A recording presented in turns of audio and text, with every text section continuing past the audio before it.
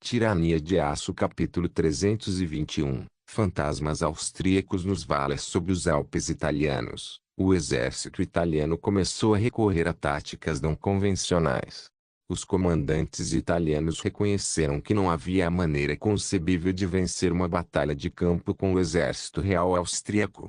Como tal, eles começaram a recorrer à guerra de guerrilha, utilizando escaramuçadores vestidos como camponeses, aldeões, refugiados e mercadores para atacar o exército real austríaco por meio de emboscadas. Como resultado, Berengar retardou sua marcha para Milão e, em vez disso, enviou seus jaegeres para caçar e destruir os guerrilheiros italianos. Esses jaegeres eram uma unidade de elite de atiradores e escaramuçadores armados com o rifle Jaeger 1419, baseado no rifle Whitworth da vida anterior de Berengar. Essas armas eram capazes de atingir alvos a mil jardas e, até agora a serviço de Berengar, agiam como atiradores escondidos atrás das linhas inimigas. No entanto, eles eram mais do que simples atiradores, visto que a maioria desses homens vinha de um passado de caça. Eles eram rastreadores habilidosos, batedores e infantaria leve. Os jaegers também eram totalmente capazes de se sustentar no campo. Como tal, o Jaeger Corps estava entre as unidades de elite de Berengar e, portanto, ele as equipou dessa maneira. Embora inicialmente vestido com roupas verdes e pretas no estilo Landsknecht, essa moda provou ser amplamente ineficaz no campo. Como tal, Berengar havia recentemente começado a experimentar padrões rudimentares de camuflagem. Ao contrário de suas unidades primárias, que foram projetadas para atacar informações, esta unidade especializada de escaramuçadores destinava-se a se misturar com seus ambientes e eliminar alvos de alto perfil de longo alcance. Como tal, Berengar optou por uma abordagem muito mais moderna para seus uniformes. Em vez do chamativo padrão Landsknecht dos regulares austríacos, as unidades Jaeger usaram uniformes que eram uma mistura de uniformes alemães da Primeira Guerra Mundial e da Segunda Guerra Mundial da vida anterior de Berengar. O traje básico era um uniforme padrão M43 na cor feu de grau. Esses homens usariam um avental de camuflagem estilhaçado sobre suas jaquetas de campo e um boné de campo M43 combinando. Eles também foram equipados com um capacete de estilo mais moderno baseado no M38 Stalhelm usado por paraquedistas alemães na Segunda Guerra Mundial. Este Stalhelm foi pintado como peitoral e tinha uma rede de arame ao redor da qual continha várias formas de tecido para atuar como folhagem falsa. Esses jaegers usavam peitorais de aço de alto carbono endurecidos e temperados com base nos designs de armaduras de trincheiras alemãs da Primeira Guerra Mundial. No entanto, eles foram modificados para facilitar o carregamento de um rifle e eram mais leves com mobilidade aprimorada. Esses peitorais foram pintados à mão em cores terrosas pelos soldados que os empunhavam, em um padrão semelhante ao visto no antigo alemão M38 Fallschirmjäger-Stahlhelms da Segunda Guerra Mundial na vida anterior de Berengar. Sobre esses peitorais havia uma teia de couro marrom na forma usada pelos soldados alemães imperiais durante a Grande Guerra na vida passada de Berengar. A principal diferença era que esse equipamento de teia era feito de couro marrom escuro e foi projetado para carregar seus tubos de carregamento rápido, bem como outras ferramentas como baionetas, cantis e pás. Suas botas também eram feitas do mesmo couro marrom escuro.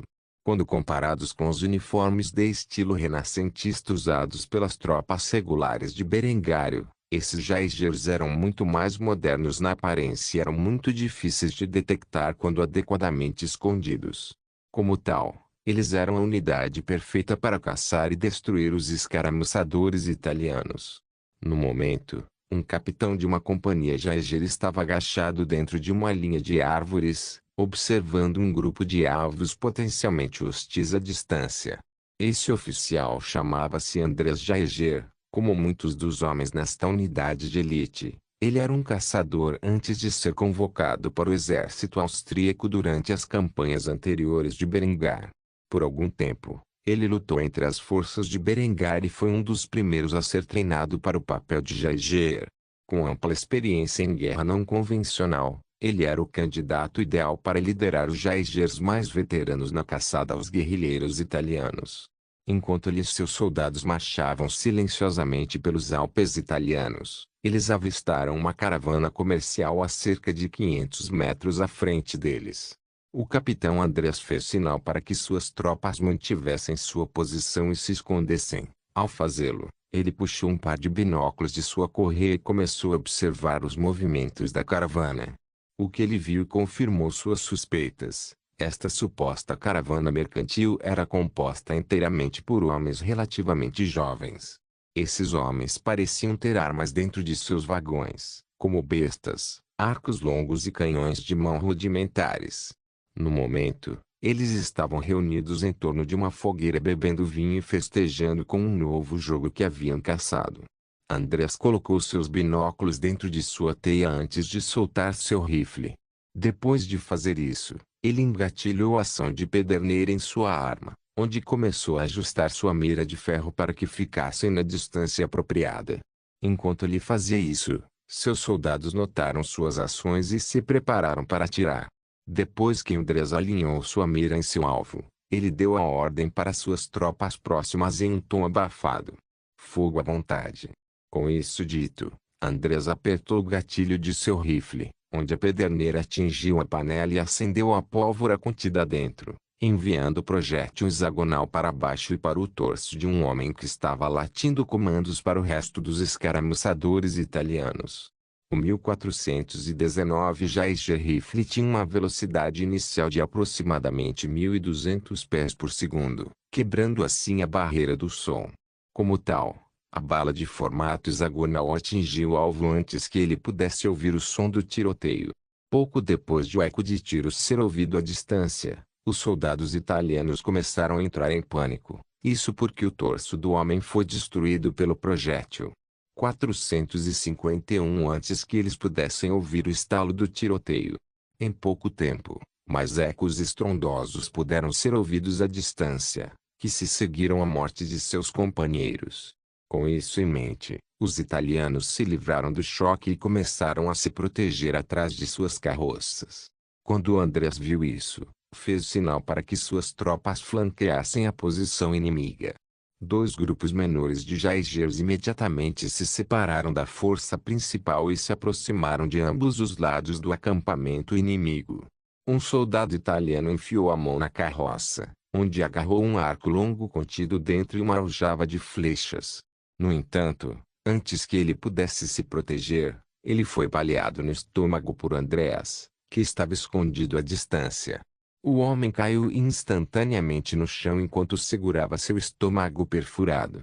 Ele lutou para entregar a arma e sua munição para um soldado próximo enquanto a vida desaparecia de seus olhos. Os italianos ficaram chocados com o desenvolvimento recente, além do clarão do cano e a seguinte coluna de fumaça. Eles não conseguiam distinguir a menor aparência da figura do inimigo.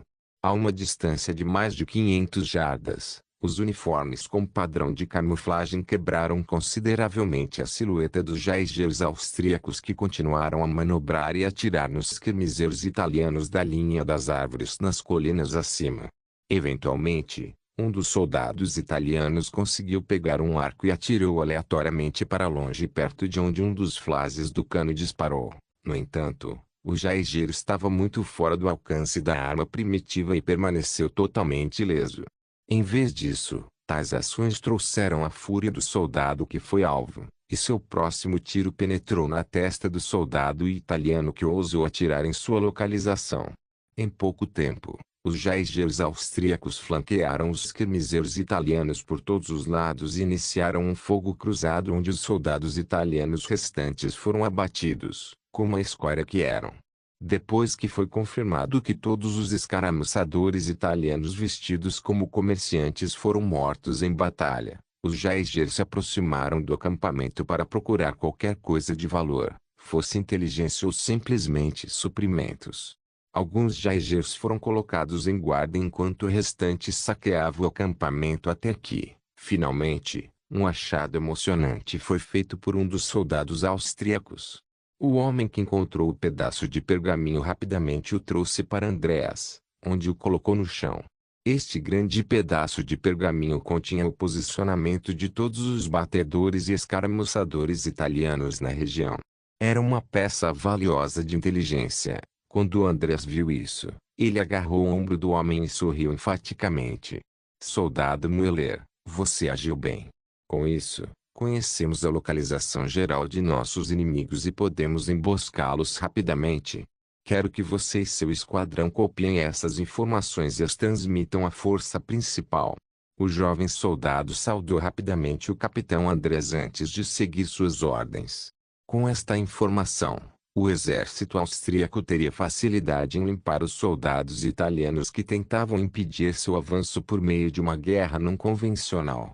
Enquanto esta companhia de Jaegers havia se envolvido em uma emboscada contra os escaramuçadores inimigos, outros como eles estavam lutando na frente do norte da Itália, avançando sobre os italianos enquanto se escondia no terreno como uma unidade de espectros, ceifando vidas enquanto se moviam sem serem vistos. Assim que informação do paradeiro do inimigo se espalhasse para as outras unidades, ocorreria uma carnificina como os italianos não esperavam. A invenção da camuflagem desempenharia um papel importante no sucesso futuro da Áustria com os muitos conflitos em que se envolveriam. Os italianos viriam a se referir aos Jaegers pelo apelido de Fantasmi Austriaci, em outras palavras, fantasmas austríacos. Tirania de Aço capítulo 322, Batalha do Adriático. Enquanto o Jaeger Corps de Berengar estava no processo de caçar e eliminar os escaramuçadores italianos que haviam se incorporado ao longo do caminho de Berengar para Milão, o grande almirante Emmerich havia começado a batalha naval mais decisiva da Guerra da Independência da Áustria. Uma força maciça de várias centenas de navios de guerra italianos se reuniu. Seu objetivo era simples: para causar o máximo possível de danos à Marinha Real Austríaca. Infelizmente para eles, o tamanho da armada austríaca foi crescendo com o passar das semanas, e os austríacos agora têm mais de 80 fragatas da classe Berengar sob seu comando. Enquanto isso, as cidades de Veneza e Gênova foram devastadas a ponto de serem incapazes de produzir novas embarcações. Depois que os corsários e as frotas austríacas começaram a afundar os comboios comerciais imperiais, o imperador ficou com apenas uma opção no mar, que era desencadear uma batalha naval em grande escala e esperar que Deus o favorecesse. Assim, 80 fragatas arvorando a bandeira austríaca se reuniram no mar Adriático. Em frente a elas estava o que restava da marinha imperial, uma mistura de galés, naus e caravelas, a maioria armada com menos de 5 canhões a bordo. O grande almirante Emmerich estava no navio da frente, o SMS Berengar, onde ficou na proa, olhando para a frota hostil à distância através de seus binóculos, pelo que ele pôde reunir enquanto observava os navios inimigos. Eles estavam carregando os poucos canhões que tinham com o que podiam armar. Emmerich tinha um sorriso presunçoso no rosto enquanto olhava para a armada inimiga. Seu diretor executivo notou sua expressão e suspirou pesadamente antes de fazer a pergunta em sua mente. Senhor, quais são suas ordens? Em resposta a isso, Emmerich guardou seus binóculos antes de abordar as preocupações do diretor executivo. Mande a frota carregar os canhões. Vamos navegar entre a frota deles e separá-los. Em resposta a isso, o diretor executivo suspirou mais uma vez antes de aceitar suas ordens. Como você comanda o almirante? Depois de dizer isso, ele imediatamente passou a informar a frota de suas tarefas. Não demorou muito para que a frota estivesse totalmente armada e preparada para a batalha. Como tal, eles imediatamente começaram a navegar em direção à armada imperial. Quando o almirante imperial viu isso, pensou que os austríacos deviam ter enlouquecido. Afinal, eles estavam navegando direto na trajetória de seus canhões. Como tal, ele fez uma brincadeira com seu oficial executivo ao testemunhar as fragatas austríacas se aproximando deles. Parece que o almirante austríaco perdeu a cabeça. Bem, fico feliz em ver que eles estão facilitando isso para nós. Quando o oficial executivo ouviu isso, ele começou a rir antes de fazer a pergunta em sua mente. Suas ordens, almirante. Em resposta a isso, Um largo sorriso apareceu no rosto do almirante antes de deixar sua decisão conhecida por todos. Abra fogo quando eles se aproximarem. Eu gostaria de ver como seus navios sobrevivem à barragem de nosso poder combinado. Depois de dizer isso, a frota imperial se preparou para a próxima batalha. Embora o humor do almirante imperial estivesse relaxado, o mesmo não poderia ser dito sobre os seus marinheiros. Muitos deles ouviram rumores sobre a eficácia das armas austríacas e passaram o que consideraram seus últimos minutos orando a Deus pela salvação. Em pouco tempo, os navios austríacos chegaram ao alcance dos canhões primitivos da Armada Imperial. Quando o almirante imperial percebeu isso, ele deu o comando a abrir fogo. Ao ouvir isso, os artilheiros acenderam o primeiro conjunto de canhões, onde foram rapidamente disparados contra as fragatas que se aproximavam rapidamente. Enquanto os poucos canhões montados na galera disparavam contra a proa do SMS Berengar, algo aconteceu que chocou completamente o almirante imperial. A proa da fragata austríaca desviou a bala de canhão.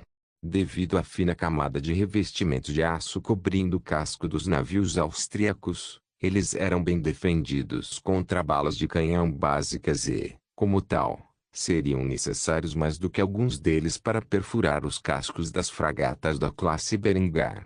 Quando o almirante viu isso, seus olhos quase saltaram das órbitas e ele rapidamente começou a entrar em pânico.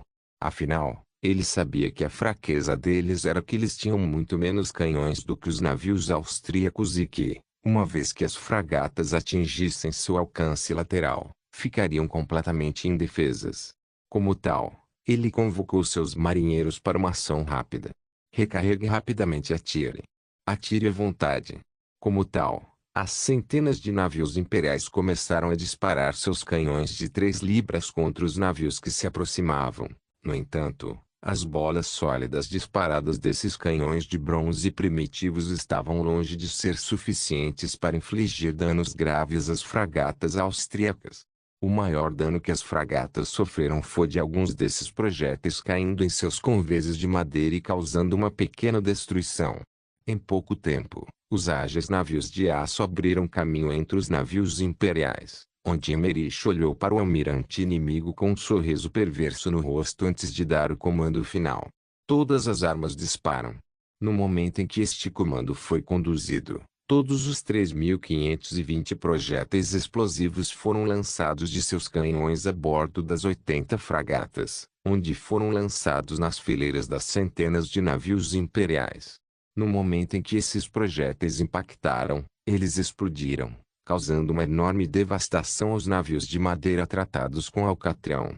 Aqueles que não foram imediatamente explodidos em pedacinhos foram rapidamente engolfados pelas chamas resultantes de centenas, se não milhares de pequenas explosões. O almirante imperial, que estava tão confiante menos de 30 minutos antes, só pôde olhar horrorizado por um breve segundo antes de dezenas de balas de canhão atingirem sua galera de guerra, explodindo instantaneamente o navio e ele junto com ele. No entanto, Emmerich não ficou satisfeito com os resultados, pois a armada inimiga foi dilacerada e engolfada pelas chamas no mar Adriático. Ainda havia alguns vasos parcialmente intactos e, como tal, ele deu uma ordem. Recarregue todas as armas e atire mais uma vez. Apesar de tal ação ser completa e total exagero, os navios da frota logo ouviram o comando e, como tal, recarregaram seus canhões. Os poucos marinheiros que sobreviveram à saraivada inicial olharam horrorizados para testemunhar o ceifador descer sobre eles e reivindicar suas almas. No momento em que a segunda rajada foi disparada contra os poucos navios que permaneceram parcialmente intactos, as explosões de fogo encheram o ar e engolfaram o que restava da frota imperial. Emmerich olhou com um sorriso perverso em seu rosto quando ele caiu na gargalhada. Com a vantagem tecnológica esmagadora dos projéteis explosivos e os canhões de 24 libras capazes de dispará-los, sua frota seria totalmente incontestável nos oceanos do mundo nos próximos anos. Ele ficou surpreso que Berengário pudesse inventar uma tecnologia naval tão única e ficou feliz por ser o primeiro grande almirante da Marinha Real Austríaca. Como tal, ele se virou para declarar corajosamente sua vitória sobre o Império nesta guerra. Homens, Nós conseguimos. Em questão de minutos, derrubamos sozinhos uma das maiores potências do Mediterrâneo, com a vantagem esmagadora de nossos navios. Ninguém neste mundo pode desafiar nosso poderio nos mares. É o alvorecer de uma nova era. A era do domínio austríaco está chegando. Todos vocês testemunharam este momento histórico com seus próprios olhos. Pelo rei e pela pátria. No momento em que Emmerich disse essas palavras, a tripulação a bordo do SMS Berengar gritou a plenos pulmões em resposta. Pelo rei e pela pátria. Quanto mais eles repetiam essa frase, mais os navios próximos se juntavam, pois o canto começou a se espalhar por toda a frota austríaca como um vírus. Dezenas de milhares de vozes podiam ser ouvidas no meio do mar Adriático, entre os destroços em chamas da armada imperial enquanto entoavam repetidamente as palavras que se tornaram um dos vários gritos de guerra entre o grande exército da Áustria. Com esta vitória, a Áustria derrotou qualquer apoio armado que o Sacro Império Romano pudesse fornecer como escolta para seus navios mercantes remanescentes. O que significa que corsários e piratas agora estavam livres para invadir o transporte imperial sem medo de recorrer do Sacro Império Romano. Quando a notícia dessa vitória finalmente se espalhasse para as outras potências do Mediterrâneo, começaria uma nova corrida armamentista naval. O equilíbrio de poder no mundo ocidental havia mudado da noite para o dia, e a Áustria agora afirmava ser o poder supremo da região. Somente pela experimentação e construção de novas embarcações as outras potências poderiam esperar enfrentar a marinha austríaca. Por enquanto, os marinheiros austríacos que participaram da breve mas histórica batalha decidiram navegar de volta ao porto e comemorar sua vitória esmagadora. Tirania de Aço capítulo 323 Avanços na tecnologia de munições. Aldo von Passau olhou para a substância em suas mãos com uma expressão cautelosa no rosto, quase como se temesse que o menor movimento fizesse com que a placa de Petri em suas mãos explodisse em seu rosto. A substância contida dentro do vidro não era outra senão mercúrio fulminate, um composto explosivo mais comumente encontrado em munições, como cápsulas de percussão durante a vida passada de Berengar. O químico de meia-idade olhou com carinho para a substância. Depois de anos de experimentação, ele e sua equipe finalmente criaram um composto químico que poderia ser usado para aumentar o poderio militar de Berengar.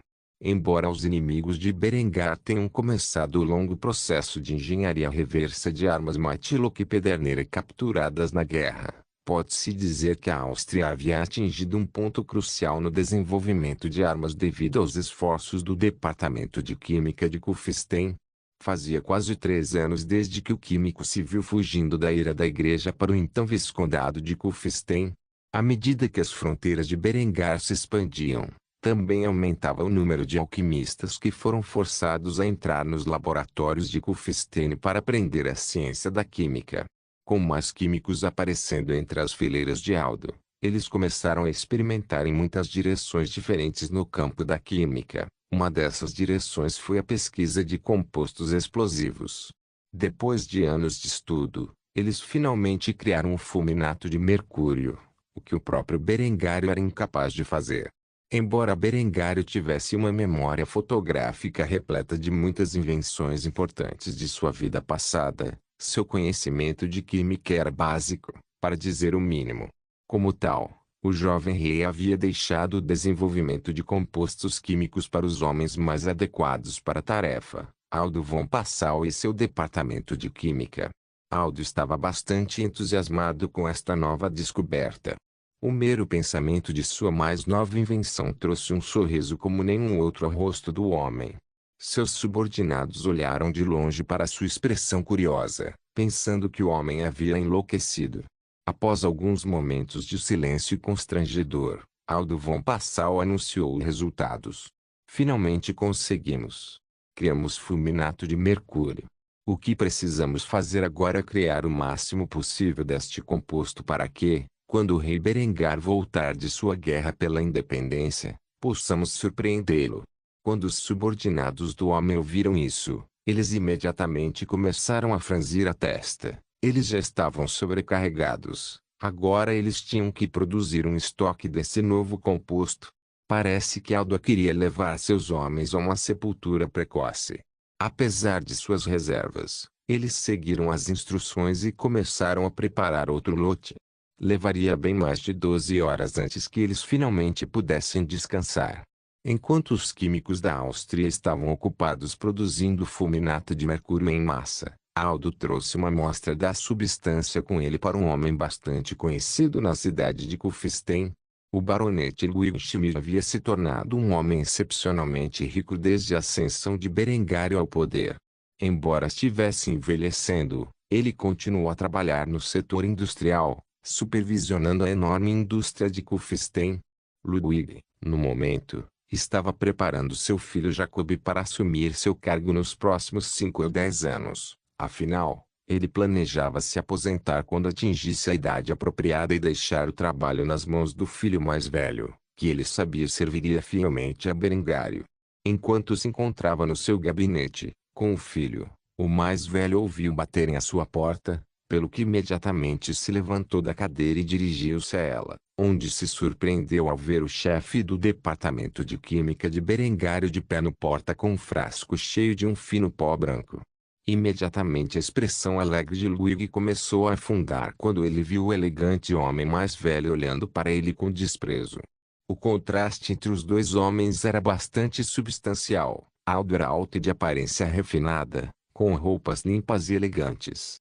Enquanto Ludwig era baixo e esfarrapado, vestido com um avental de ferreiro coberto de sujeira. Até sua pele tinha óleo e fuligem se espalhava por ela. Ludwig cerrou os dentes enquanto fazia a pergunta que tinha em mente ao cavalheiro parado diante dele. Enquanto lhe falava, não era no tom de voz mais amigável. "O que você está fazendo aqui, Aldo?" A expressão de Aldo estava cheia de presunção ao responder a pergunta de Ludwig. "Meu departamento acabou de fazer algo incrível. Trouxe uma amostra para você testar. Tenha cuidado. Sei que é difícil para um homem simples como você entender, mas este é um composto explosivo perigoso." Quando Ludwig ouviu essas palavras, seu preconceito natural em relação a Aldo imediatamente voou pela janela. Em vez disso, sua curiosidade substituiu qualquer fúria interior que pudesse estar habitando dentro dele. Ludwig agarrou cuidadosamente o fulminato de mercúrio e olhou para ele com grande interesse. Ele não pôde deixar de fazer outra pergunta ao homem que era seu amargo rival.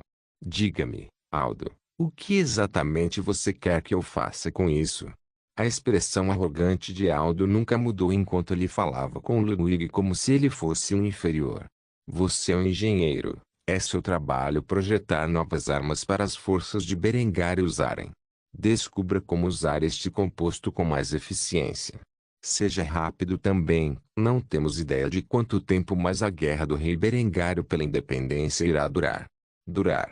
Ludwig respirou fundo enquanto se acalmava. Nunca gostou de estar com Aldo. O homem agiu tão alto e poderoso ao seu redor. Tudo porque nasceu em uma posição muito mais prestigiosa. Aldo era um dos muitos homens mais velhos na Áustria que ainda tratavam a nobreza como se fossem superiores às pessoas comuns em todos os sentidos. Depois que Ludwig atingiu um estado de espírito em que poderia lidar com as provocações de Aldo, ele respondeu às exigências ultrajantes do homem. "Vou conseguir fazer algo quando nosso rei voltar do campo de batalha, mas Aldo, vou precisar de mais do que apenas este pequeno frasco se meus experimentos forem bem-sucedidos. Tem certeza de que aqueles seus químicos estão prontos para a tarefa de produzir a quantidade que vou precisar?" Em resposta, Aldo apenas zombou enquanto erguia a cabeça, com uma expressão altiva nos lábios. "Você pode ficar tranquilo, Ludwig. Meus químicos serão capazes de produzir mais do que o suficiente para satisfazer seus chamados experimentos. Apenas certifique-se de produzir bons resultados com o fulminato de mercúrio que vou fornecer a você. Quero que Berengar volte para casa e veja as contribuições que meu departamento fez com uma demonstração adequada." Depois de dizer isso, Aldo não esperou por uma resposta. Ele simplesmente saiu da fábrica com uma expressão de desgosto no rosto. Embora soubesse que Ludwig havia fornecido muita ajuda para a ascensão de Berengário ao poder, ele não conseguia entender por que o rei promoveria um homem tão rude a qualquer forma de nobreza. Depois que Aldo partiu, Ludwig suspirou profundamente antes de voltar para o filho, que estava sentado observando pacientemente a conversa. Ele colocou o fulminato de mercúrio em um local seguro antes de comentar a experiência. Aquele cara é um babaca pomposo. Deixa pra lá. Você tem alguma boa ideia de como usar isso, garoto? Jacob pensou sobre o assunto por algum tempo antes de repente se lembrar de uma reclamação séria que seu pai sempre mencionou sobre o mecanismo de pederneira existente. Como tal, ele rapidamente entrou em ação e procurou entre as pilhas de papéis empilhados em todo o escritório até encontrar o que procurava. O jovem limpou a mesa com um sorriso largo no rosto e apontou para o desenho do rifle que Ludwig vinha tentando criar há algum tempo. O objetivo por trás desse rifle era resolver os problemas de impermeabilização que a ação de pederneira tinha por natureza e aumentar a cadência de tiro do soldado médio. Pai, o componente crítico do design do seu rifle que está faltando era um meio de acender o cartucho de papel assim que ele selado dentro da câmara, correto? Bem, e se enchêssemos um pequeno copo de metal com explosivo que Alda nos deu e colocássemos dentro do cartucho de papel? Quero dizer, ainda não sabemos como esse explosivo funciona, mas com alguma experimentação, podemos fazer isso funcionar. Ludwig ficou chocado. Até agora, ele havia desistido completamente do design do rifle de agulha que estava experimentando, mas o que seu filho disse era totalmente viável. Com isso em mente, pai e filho imediatamente começaram a trabalhar, pois iriam começar a revisar as plantas e fazer experiências com a pólvora explosiva. Embora os dois homens não tivessem como saber, eles estavam prestes a inventar uma peça essencial de tecnologia militar que Berengário vinha planejando há algum tempo. Uma que permitiria à Áustria permanecer dominante em um mundo onde seus inimigos começaram a fazer engenharia reversa de suas armas atuais. Tirania de Aço capítulo 324. Cercado pelo inimigo, o capitão André Geiger carregou rapidamente seu tubo de carregamento rápido no cano de seu rifle Geiger 1419. Depois de terminar esta tarefa, ele fixou sua baioneta em seu rifle e se preparou para a próxima onda de ataque. Ele estava cercado e em menor número enquanto estava com pouca munição. Se algo não mudasse logo, ele e sua companhia de infantaria leve de elite seriam rapidamente derrotados. Recentemente, ele e sua companhia de Geigers foram destacados para as linhas de frente para caçar e destruir os vários escaramuçadores italianos que surgiram no campo de batalha. Com alcance superior e equipamento camuflado, esses bravos homens lideraram o ataque na campanha em andamento contra os inimigos da Áustria no norte da Itália. O Geiger Corps assumiu o papel da principal infantaria leve do exército real austríaco à medida que avançava além de sua força principal e caçava todos os obstáculos potenciais em sua jornada. Depois de descobrir a localização dos escaramuçadores italianos por pura coincidência, eles começaram uma extensa campanha para abrir caminho para a cidade de Milão. Infelizmente, os italianos perceberam que suas informações vazaram após a corporação Geiger várias pequenas escaramuças entre os emboscadores italianos e os Geigers austríacos. Por causa disso, os italianos responderam cercando com sucesso a companhia de Andreas, enquanto os forçavam a defender sua posição dentro de uma pequena aldeia contra alguns milhares de soldados italianos. No momento, os Geigers austríacos estavam escondidos dentro de uma vila agrícola nas proximidades de Milão. Durante seu breve período de descanso, eles usaram seu tempo reunindo sabiamente quaisquer recursos que pudessem encontrar dentro da cidade para criar uma barricada improvisada na tentativa de canalizar os soldados italianos para sua linha de fogo. Quando Andreas terminou de carregar seu rifle Geiger, ele colocou a cabeça para fora da cobertura, mirou na horda italiana que atacava e disparou seu projétil direto no torso de um dos homens de armas italianos. A bala hexagonal atravessou o peitoral do homem como se fosse feito de manteiga antes de estourar suas entranhas. Sangue voou no ar. No entanto, Andreas não gostou da visão. Em vez disso, ele se escondeu mais uma vez e rapidamente começou a recarregar sua arma. Enquanto isso acontecia, todos os seus homens estavam usando uma estratégia semelhante. No entanto, entre os tiros, as flechas caíam sobre Andreas, e suas forças. Uma dessas flechas caiu sobre o capacete de aço camuflado de Andreas, ficando presa dentro da rede de folhagem falsa contida dentro. Felizmente para ele e seus homens, sua armadura era muito superior às armas primitivas usadas pelos italianos e eles podiam resistir facilmente aos ataques. Com isso em mente, Andreas terminou de carregar seu rifle antes de mirar no próximo atacante. No momento em que ele puxou o gatilho, o martelo de sua ação caiu e a pederneira acendeu a pólvora, impulsionando a bala hexagonal para baixo e para o torso do homem que não estava a mais de 5 metros de distância. Depois de fazer isso, Andreas não carregou seu rifle e, em vez disso, se preparou para o ataque inimigo. Em pouco tempo, os soldados sob seu comando também prepararam suas baionetas e as lançaram contra os soldados italianos que se aproximavam, perfurando suas cotas de malha e armaduras e seus órgãos vitais. Os italianos foram afunilados para as brechas entre as barricadas improvisadas, alguns homens de cada vez enquanto enfrentavam as baionetas de uma dúzia ou mais de austríacos. Depois de mais de 100 soldados italianos, a parede começou a se desfazer e Andreas foi forçado a recuar. Como tal, ele deu comando a seus soldados enquanto cerrava os dentes na derrota. Volte para a linha secundária. Posto isto, os seus soldados que ainda resistiam à investida abandonaram a primeira barricada, onde avançaram de volta para a segunda linha de defesa construída dentro da aldeia. Enquanto Andreas e seus soldados cruzavam de volta para o objetivo secundário, os defensores atrás dele abriram fogo contra os furiosos italianos, onde os austríacos Jaegers rapidamente começaram a recarregar seus rifles e disparar uma segunda rajada. Andreas desejou seriamente neste momento ter uma arma Shimi por perto para ajudar a lidar com o grande número de inimigos contra os quais eles estavam lutando. Eles estavam muito à frente do exército principal para obter apoio, e as unidades mais próximas eram outras companhias Jaeger que provavelmente desconheciam sua situação em andamento. Enquanto seus homens atiravam nos inimigos próximos, ele notou que um de seus soldados carregava uma bolsa cheia de várias granadas. No momento em que Andreas viu isso, ele correu e questionou o homem. Onde diabos você conseguiu isso? Não somos granadeiros.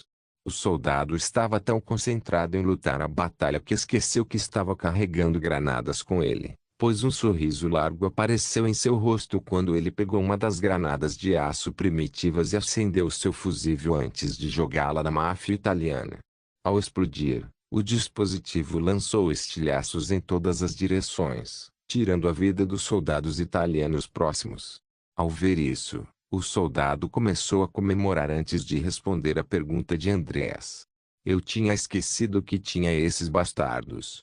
Ganhei-os em um jogo de cartas com alguns granadeiros. Suponho que tenhamos sorte de que o alto comando ainda não tenha começado a reprimir o jogo entre unidades. Ao dizer isso, o soldado começou a distribuir as granadas para os Jaegers austríacos próximos, que as acenderam e as jogaram na briga, destruindo o exército italiano, causando muitas baixas às forças inimigas. Depois que a vanguarda das fileiras italianas foi totalmente dizimada por rajadas de tiro e granadas, os soldados italianos restantes fugiram da aldeia e voltaram para o campo onde seu comandante estava reunido. Andreas suspirou de alívio. Os austríacos haviam se defendido com sucesso contra outra onda, mas por quanto tempo eles poderiam resistir era outra questão. Como tal, ele rapidamente deu suas ordens aos homens reunidos ao seu lado na aldeia. Reconstrua a linha de frente. Cuide dos feridos e prepare-se para a próxima onda. Tudo o que podemos fazer é esperar e esperar que os reforços cheguem. Embora Andreas duvidasse seriamente que a ajuda chegaria, essa já era a terceira onda de ataque que eles haviam repelido e não havia sinal de reforços no horizonte. Eles não tinham como sinalizar de volta ao acampamento principal, e os inimigos os cercaram por todos os lados. As coisas pareciam sombrias para o capitão e sua companhia de Jaegers. Em pouco tempo, os soldados austríacos haviam fortificado sua posição. Não haveria granadas para a próxima onda e eles não tinham apoio de artilharia. Muitos dos homens estavam começando a ficar sem munição. Como tal, eles não defenderiam facilmente sua posição. Andreas esperou, Com seu rifle carregado e a espingarda de pederneira armada para trás, em pouco tempo, a próxima onda apareceu. Então ele deu às suas tropas o comando para abrir fogo. Fogo à vontade. Dito isso, Andrés apertou o gatilho de seu rifle Jaeger e disparou a bala hexagonal ao alcance no torso do soldado inimigo. Ao fazer isso, o homem caiu no chão lutando em seu último suspiro. Depois que esta rajada foi disparada, Andrés e seus soldados rapidamente recarregaram seus rifles antes de disparar outra rodada de tiros ao alcance na multidão de italianos. Enquanto Andrés preparava sua próxima carga, uma flecha de besta passou voando por ele e atingiu a órbita do soldado atrás dele, matando-o instantaneamente. Andrés não teve tempo de lamentar a morte do soldado. Em vez disso, ele terminou de carregar sua arma antes de apontar seu rifle e disparar outro tiro na formação inimiga. Balas foram enviadas para baixo e flechas foram devolvidas à sua posição, acertando seus soldados com os projéteis. Alguns morreram, alguns ficaram feridos e outros ficaram totalmente ilesos pela graça de Deus. Não demorou muito para os soldados italianos chegarem à barricada, onde lutaram para romper. Alguns homens de cada vez foram capazes de se espremer pela brecha onde os jaegeres austríacos perfuraram os pontos fracos de sua armadura com suas baionetas triangulares, infligindo a morte aos homens infelizes o suficiente para romper suas defesas. Alguns dos jaegeres austríacos recorreram a afiar suas pás e começaram a usá-las como instrumentos contundentes enquanto quebravam os soldados italianos sobre os seus capacetes de aço, causando concussões e até mortes entre suas fileiras. A batalha foi sangrenta e ambos os lados sofreram perdas enquanto os italianos lutavam para tomar o terreno onde os jaegeres haviam ocupado. Se eles não pudessem se livrar desses fantasmas, seu exército sofreria durante toda a guerra. Os milhares de italianos presentes jogaram tudo o que tinham nas defesas improvisadas dos jaegeres. No entanto, no final, por pura força de vontade, eles foram repelidos mais uma vez, voltando ao acampamento. A noite começava a cair sobre a terra e, com ela, os sons de tiros e agonias cessaram.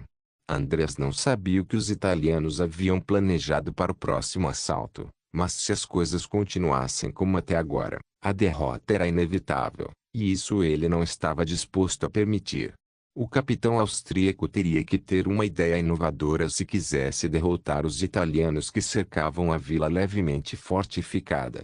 Tirania de Aço capítulo 325. Cercado pelo inimigo segundo a noite logo desceu quando o céu se encheu de escuridão e o fedor da morte permeou a pequena vila agrícola onde Andrés e seus homens haviam estabelecido sua linha de defesa. Eles estavam cercados por um exército de mais de 1000 soldados italianos e tinham menos de 100 homens aptos à sua disposição. Os jaegeres austríacos estavam ficando sem munição e a maioria deles estava ferida em algum grau. Uma coisa era certa, se eles permanecessem dentro desta aldeia, ela se tornaria seu túmulo.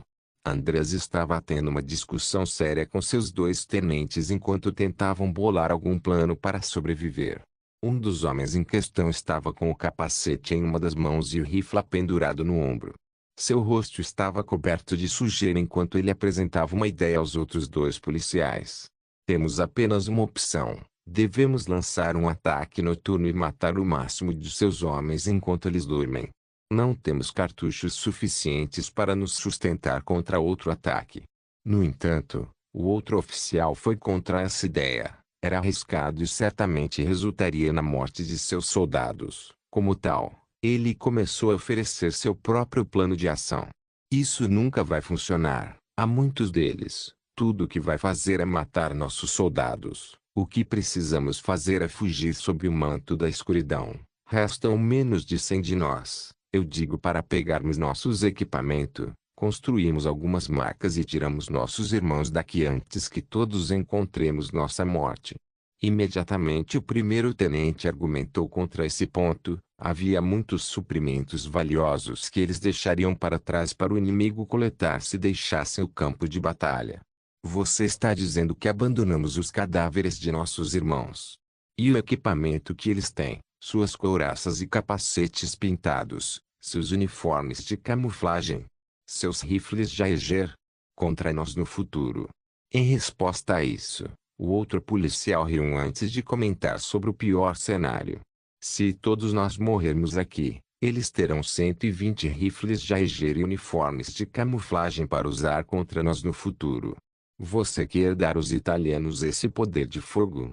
Depois de ouvir isso, o oficial que sugeriu um ataque noturno cerrou os dentes antes de abaixar a cabeça em derrota. Um ataque noturno contra uma força tão grande não permitiria que eles alcançassem a vitória. Se eles tentassem tal movimento suicida, seriam pegos antes que pudessem matar até mesmo uma centena de soldados italianos. Neste momento, uma voz feminina se revelou das sombras, assustando os 3 oficiais enquanto eles sacavam suas armas. Posso fazer uma sugestão?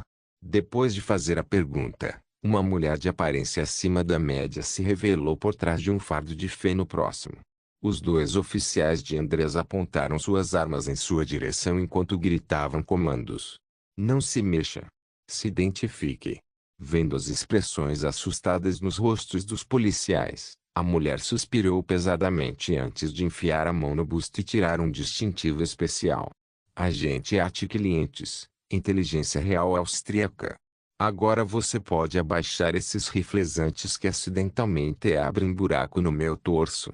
André suspirou pesadamente antes de fazer sinal para seus 2 oficiais baixarem as armas. Depois de fazer isso, ele fez a pergunta em sua mente. O que exatamente um dos espiões de Sua Majestade está fazendo em uma aldeia agrícola insignificante como esta? Attic franziu a testa antes de responder a pergunta de Andrés de maneira defletiva. Receio que seja confidencial. No entanto, o que posso dizer é que, se você insistir em fugir, não há possibilidade de você sair vivo. Você está cercado e eles esperam que você faça uma fuga para isso. Eu sei que faria se estivesse no lugar deles. Ao ouvir isso, Andrés franziu a testa. Ele esperava que seria uma batalha sangrenta se eles tentassem escapar, mas se o inimigo os antecipasse, isso só levaria a um massacre. Como tal, ele cedeu e perguntou a Attic o que ela tinha em mente. Qual é o plano? Um sorriso sádico se espalhou pelo rosto da gente enquanto ela revelava seu plano covarde para derrotar o inimigo.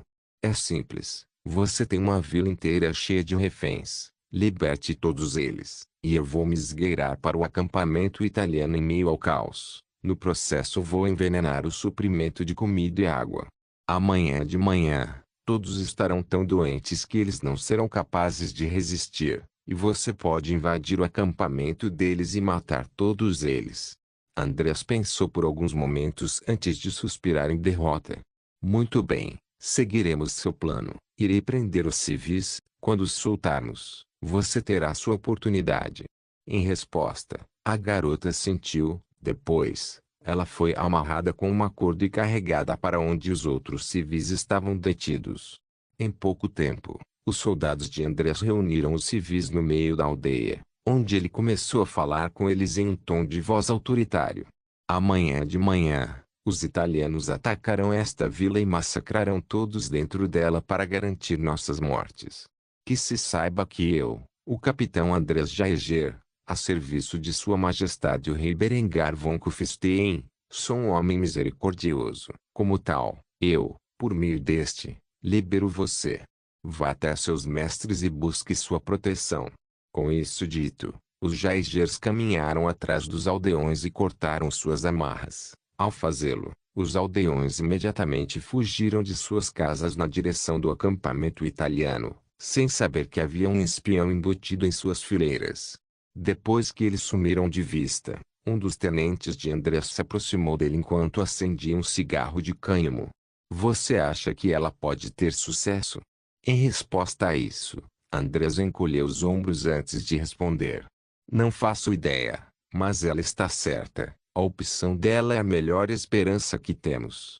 Enquanto os Jaegers austríacos se preparavam para a batalha, Attic havia se infiltrado com sucesso no acampamento italiano. O comandante das forças italianas ficou chocado ao ver que todos os aldeões ainda estavam vivos e ainda mais surpreso ao ver que os austríacos os haviam libertado.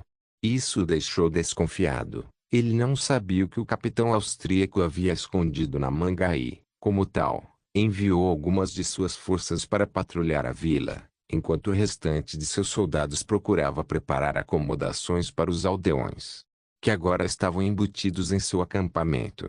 Quanto a Atiki, ela já havia encontrado o caminho para o abastecimento de água, onde tirou uma bolsa cheia de pó branco. Esse era o arsênico que Berengário tão comumente empregava em seus assassinatos.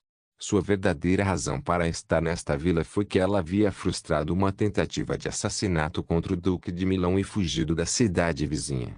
Enquanto ela havia escapado de seus perseguidores, ela logo se viu presa na aldeia enquanto os Jaegers lutavam por sua própria sobrevivência.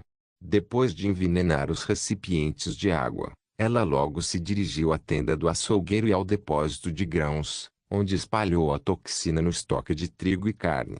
Depois de fazer isso, ela verificou 2 vezes para ver se havia sido seguida antes de seguir para onde o restante dos refugiados estava localizado dentro do acampamento, onde ela começou a se misturar perfeitamente. Com isso, os austríacos garantiram a vitória, pois muitas horas se passaram antes que o sol nascesse no céu. Foi só depois das 10 da manhã que os austríacos Jaegers avançaram para o acampamento italiano. Enquanto os Jaegers se aproximavam cautelosamente da área, eles logo perceberam que os soldados e civis italianos estavam enjoados e fracos demais até para ficar de pé. Com isso em mente, Andrea sorriu antes de dar ordens às suas tropas. Mate todos os soldados que encontrar. Quanto aos civis, deixe-os em paz. Com isso dito, uma carnificina começou a se desenrolar dentro do acampamento italiano quando homens fracos demais para se defender foram esfaqueados até a morte pelos golpes das baionetas austríacas. Milhares de homens encontraram seu fim nas mãos dos fantasmas austríacos que os italianos haviam empurrado no dia anterior à beira da morte. Quando o massacre terminou, Attica se revelou aos soldados austríacos. Ficaram surpresos ao ver que alguém não foi afetado pelo veneno infligido aos soldados e civis italianos. Afinal, Andreas não revelou toda a natureza de seu plano para suas tropas. As identidades dos agentes de Berengário eram um segredo altamente considerado. Como tal, Attic não revelou suas informações para toda a empresa e, em vez disso, saudou o capitão quando ela fez seu pedido. Capitão, receio que precise de distração. Meu disfarce foi descoberto e devo confessar que falhei em meus deveres. Tenho que informar esta informação a Sua Majestade o mais rápido possível. Embora os soldados austríacos não soubessem quem era essa mulher, saudar o capitão dessa maneira e fazer tal pedido significava que ela provavelmente estava ligada à inteligência austríaca.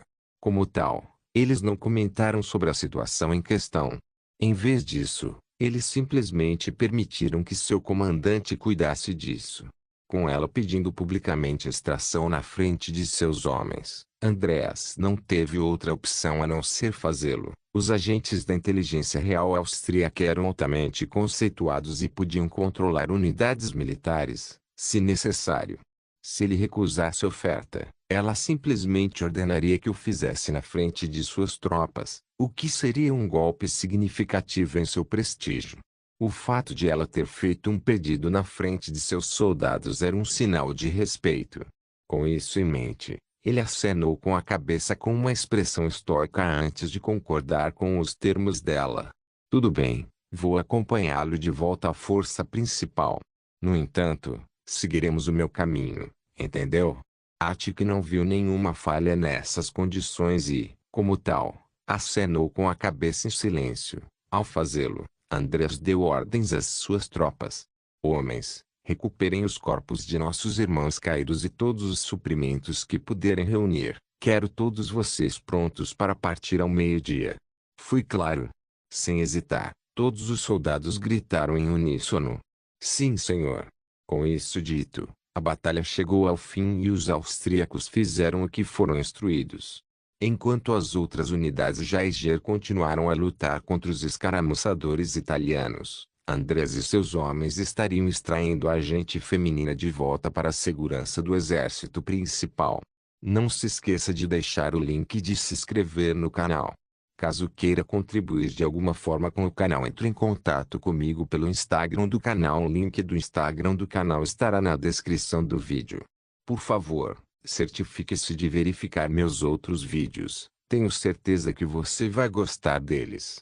Solém irmãs, Solém irmãos.